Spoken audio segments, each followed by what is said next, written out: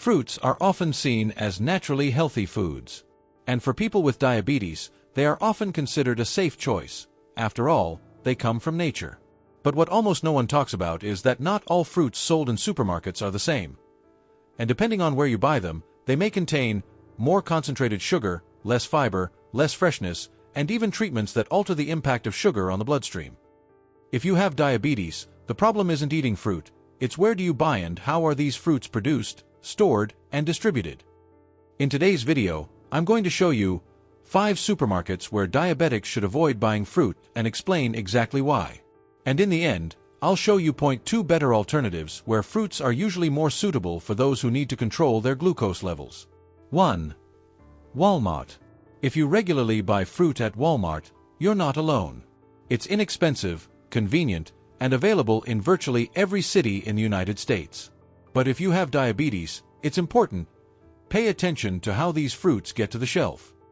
A large portion of Walmart's fruit is harvested. Well before it is ripe, they need to travel long distances, be stored for days or even weeks, and then undergo artificial ripening processes. This makes the fruit look beautiful on the outside, but inside it is already spoiled, with a natural structure altered for people with diabetes. This could mean a fruit with more available sugar and less functional fiber. Another point that many people don't realize is the length of time these fruits are exposed to the elements.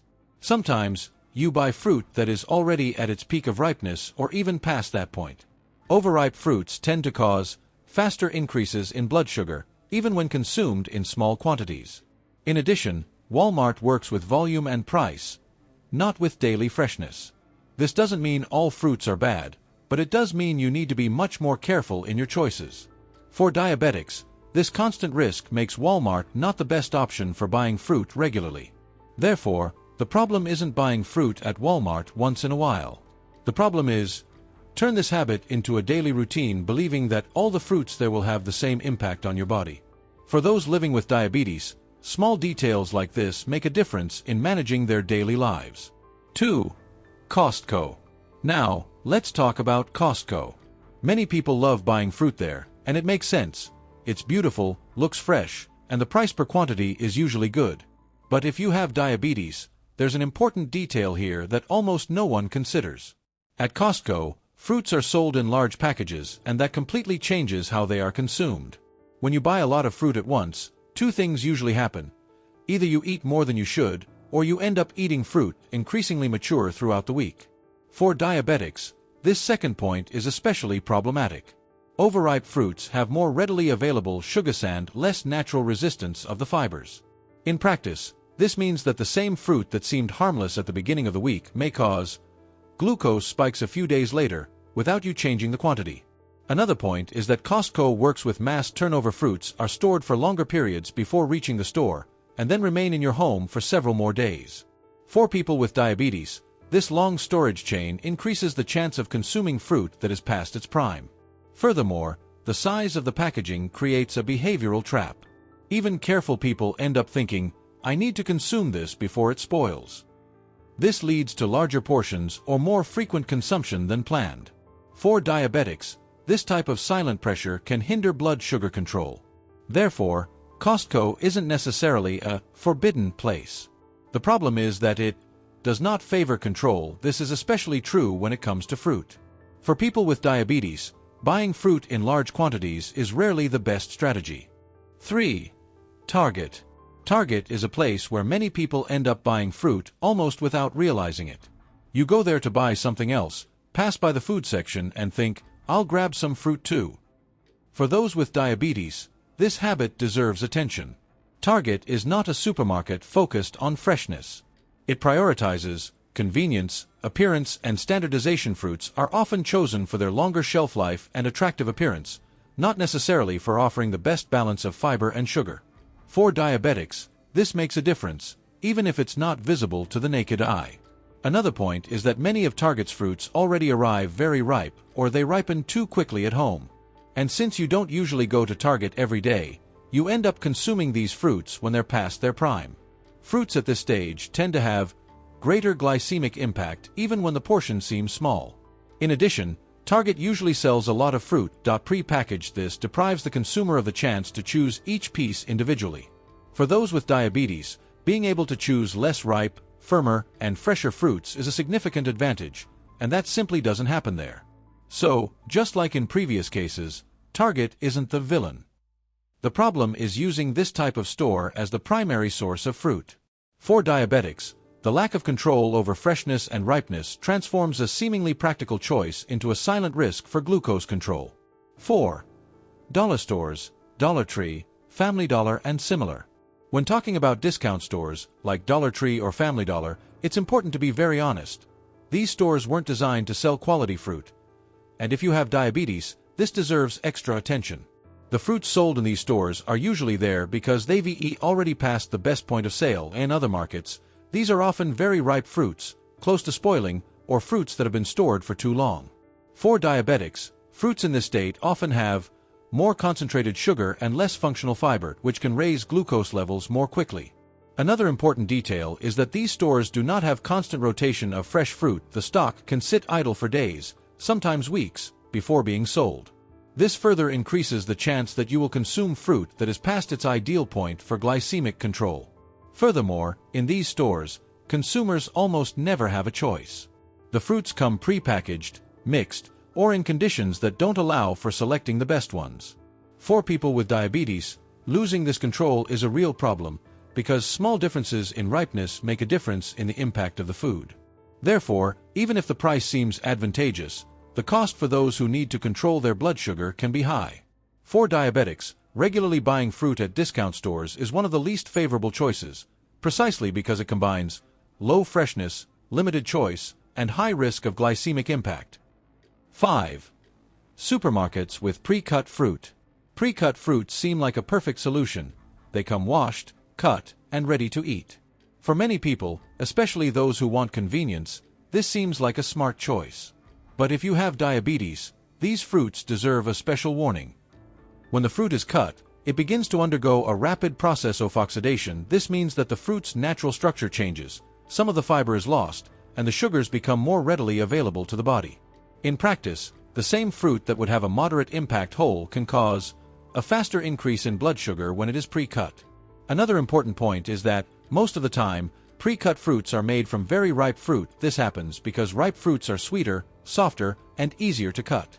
For diabetics, this detail makes a big difference, because very ripe fruits tend to cause stronger glycemic peaks even in small portions.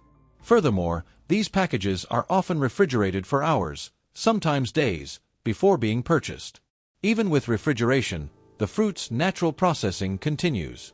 For those who need to control their glucose levels, this extra time between cutting and consumption further reduces the predictability of the impact on the body. Therefore, the problem with pre-cut fruit is not the fruit itself, but the state in which it arrives to you. For diabetics, the best choice is almost always to buy whole fruit, choose less ripe ones, and cut them only when you are about to eat them. The convenience of pre-cut fruit may seem harmless, but it comes at a silent price when it comes to blood sugar control. Now that you know which supermarkets are best to avoid when buying fruit if you have diabetes, the natural question is, so where is it worth buying? Because the goal here is not to remove fruit from your diet. The goal is choose better to reduce surprises in blood sugar levels and gain more control in daily life. And the good news is that there are places where fruits are usually fresher, less manipulated, and more predictable. For those who need to manage their glucose levels, let's start with the best option for most diabetics. 1. Farmers markets, local fairs. Local markets are often one of the best options for diabetics to buy fruit, mainly for a simple reason: freshness. In most cases, the fruits sold at farmers markets were harvested more recently and have undergone fewer storage and transportation processes. When the fruit is fresher, it tends to keep better balance between fiber and sugar. For people with diabetes, this is crucial because fiber helps slow down the absorption of sugar into the bloodstream. Small differences in this balance can make a big difference in glycemic control throughout the day. Another very important point is that, at fairs, you can usually choose fruit by fruit. This allows you to avoid overripe, overly soft, or past the ripe fruits. For diabetics, this freedom of choice is a great advantage, because less ripe fruits often have more predictable glycemic impact. Furthermore, farmers markets don't use large-scale artificial ripening like big supermarkets. This reduces the chance of finding fruit that looks good on the outside but already has a compromised internal structure. For those who need to control their blood sugar, this invisible difference is very important. Finally, buying at local markets helps you to consume fruit in more mindful quantities. Typically, you buy smaller quantities more frequently, which avoids both waste and excessive consumption of overripe fruit throughout the week. For diabetics, this pattern is much more favorable than buying large quantities all at once. 2. Supermarkets with a high turnover of fruits. Another good option for people with diabetes are supermarkets that work with high fruit twists such as Trader Joe's or Whole Foods. These markets sell fruit more frequently, which means the stock, it is constantly renewing itself.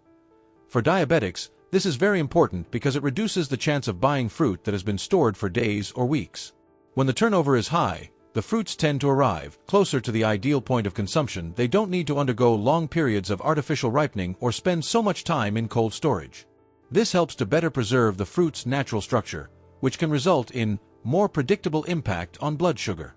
Another positive point is that these markets usually have more stringent quality standards. Overripe, damaged, or substandard fruits are usually removed from shelves quickly.